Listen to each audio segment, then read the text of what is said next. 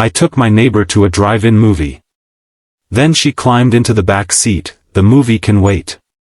The moment my neighbor climbed into the back seat and whispered, "The movie can wait," I forgot how to breathe. I turned around slowly.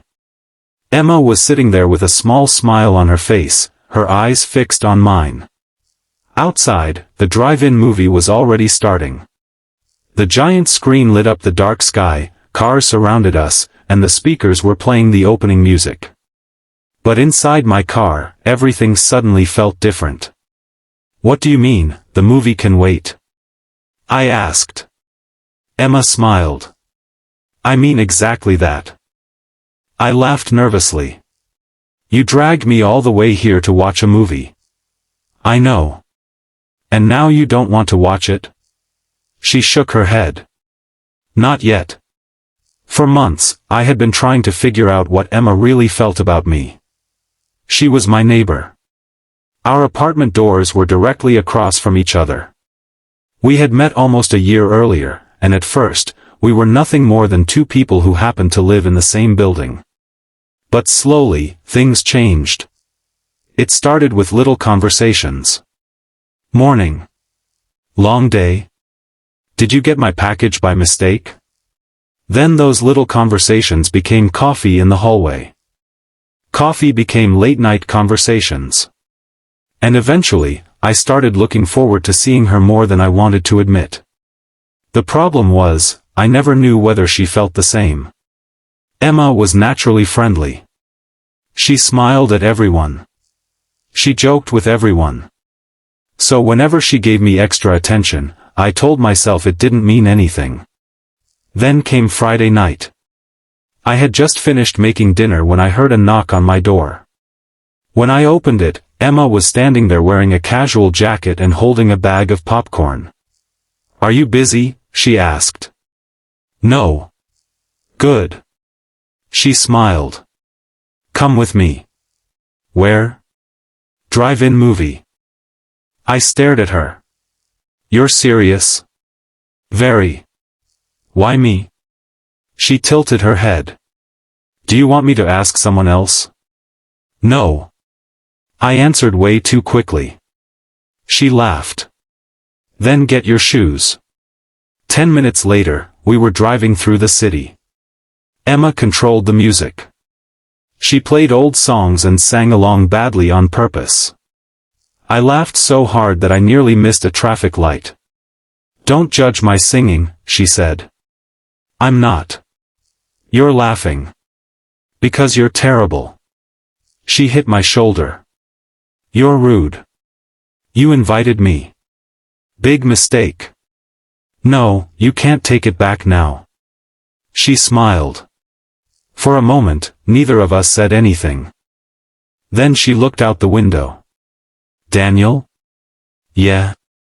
"Have you ever liked someone and been too afraid to tell them?"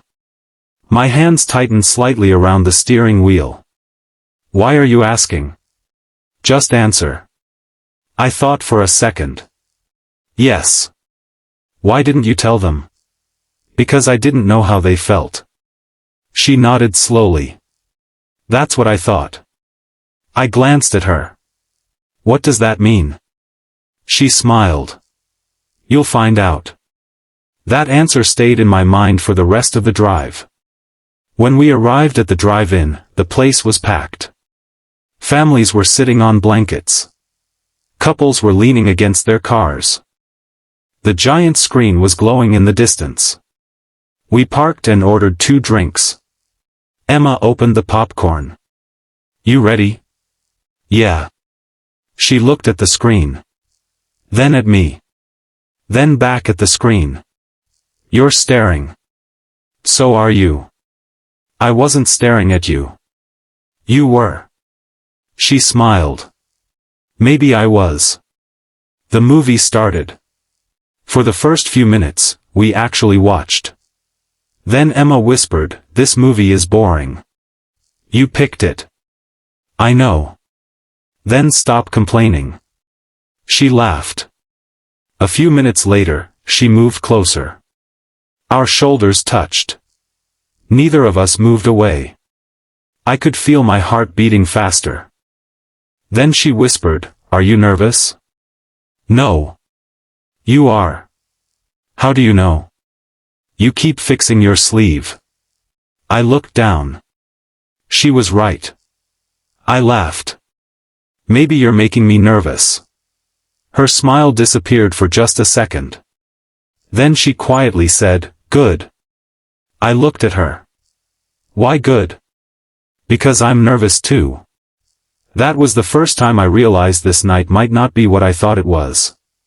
Emma looked toward the back seat. "Let's move back there." I raised an eyebrow. "Why?" "More comfortable." We climbed into the back seat. Emma brought the popcorn with her.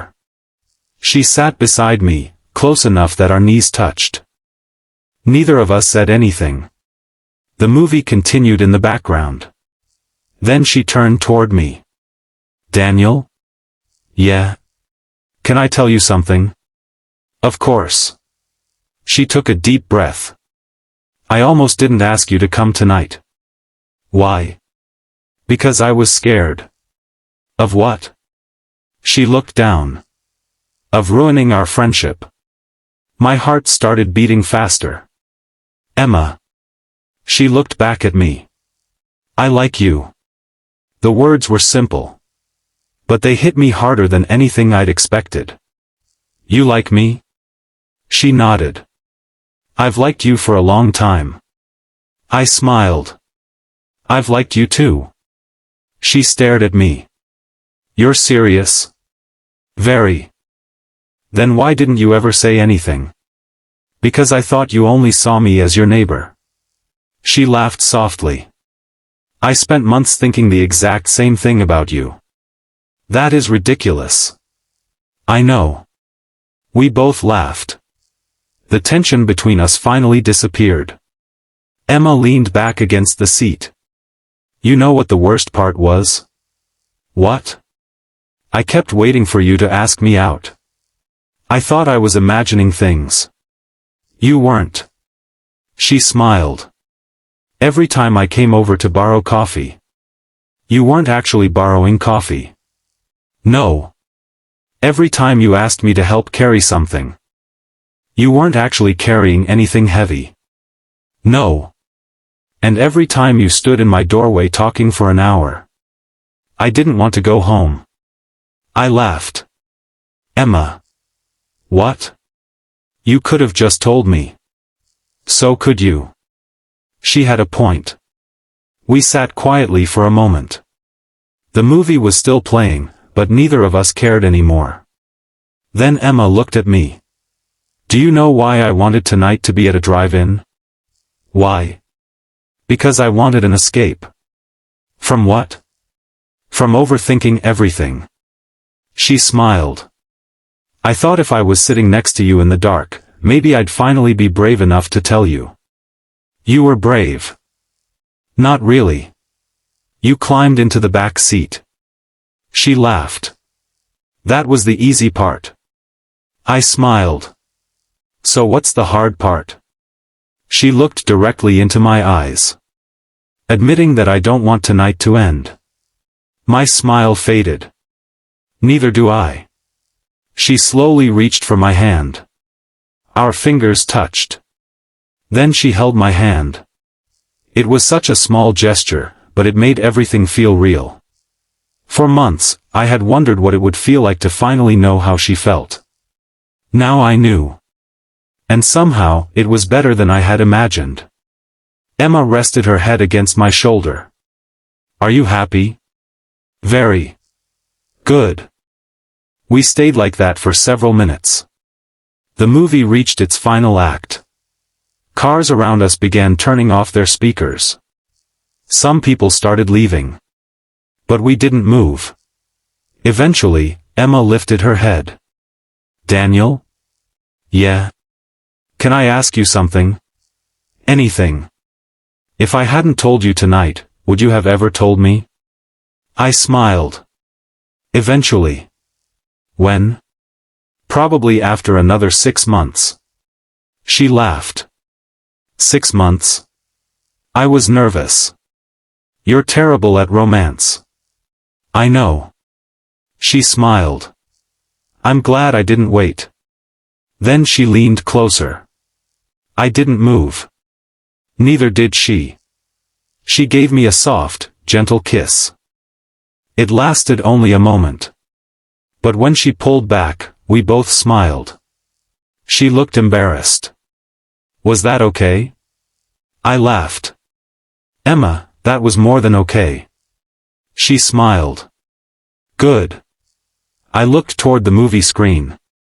We completely missed the ending. She shrugged. I told you. Told me what? The movie can wait. I laughed. I'm starting to like that sentence. You should. The credits began rolling. The parking lot slowly emptied. We stayed in the back seat, talking about everything we'd never said before. She told me about the first time she'd noticed me. I told her about the first time I'd realized I was falling for her. She laughed when I admitted I'd once changed my schedule just because I knew she'd be in the hallway. You're kidding. No. You're secretly a romantic. Don't tell anyone. She smiled. Your secret is safe with me. Eventually, it was nearly midnight. I started the car. The drive home felt completely different from the drive there. Emma sat beside me with her hand resting in mine. We didn't need to fill every second with conversation. The silence felt comfortable. When we reached our apartment building, I parked. Emma looked at me. So? What happens now? I smiled. I guess we go on another date. She nodded. I'd like that. Movie next time? She laughed. Maybe. Maybe? Only if you promise not to let me escape into the back seat. I smiled. I make no promises. She laughed and opened the door. We walked upstairs together. When we reached our apartments, we stopped. Our doors were still directly across from each other. But everything between them had changed. Emma looked at me. Good night, neighbor. Good night. She opened her door. Then she turned around. One more thing. What? Next Friday? I smiled. Another date? She nodded. And this time? She paused. No movie. I laughed. Deal. She smiled and disappeared inside. I stood in the hallway for a moment, smiling at her closed door. For months, I had wondered whether the woman living across from me could ever become something more. I had been afraid to take the chance. She had been afraid too. But that night taught me something. Sometimes, the person you've been waiting for isn't miles away. Sometimes they're right across the hallway. Sometimes all it takes is one invitation, one honest conversation, and a little courage. And sometimes, the movie really can wait.